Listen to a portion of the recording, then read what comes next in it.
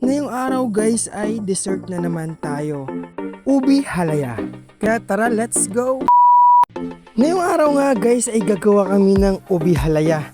First time namin tong gagawin kaya hindi namin alam ang mangyayari. Kaya guys, abangan nyo po.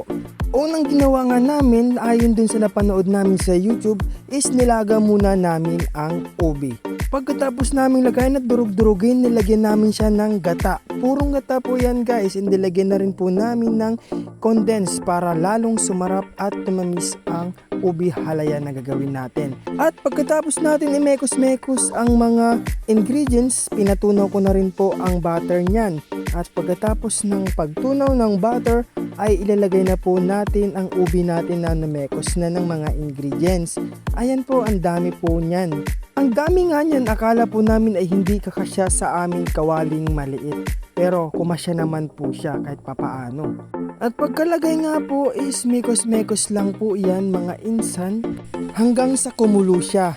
Hintayin po muna kumulo at ilalagay po natin ang evaporada na gatas. Ayan nga po, kung nakikita nyo ay medyo naglalapot na siya at oras na para ilagay ang ating evaporada.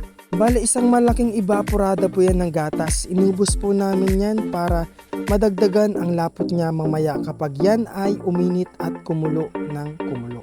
Ayun guys, pagkatapos namin ilagay ang evaporada ay mekos-mekos uli yan mga insan. Kailangan natin yung mapalapot ng mapalapot. At yung malapot na siya sa tingin namin ay okay na. Kaya naman tinikman agad namin ito. Excited na kasi kami matapos kaya ayan, sinubuan po agad ako. Inggit ka no, okay na, napathumbs up na ako dyan. Kaya naman ang ginawa namin is nilagay na namin siya sa isang lagayan para mapalamig na namin sa isang tabi. Madali ang video lang ito guys, kaya yun lamang po. Maraming salamat.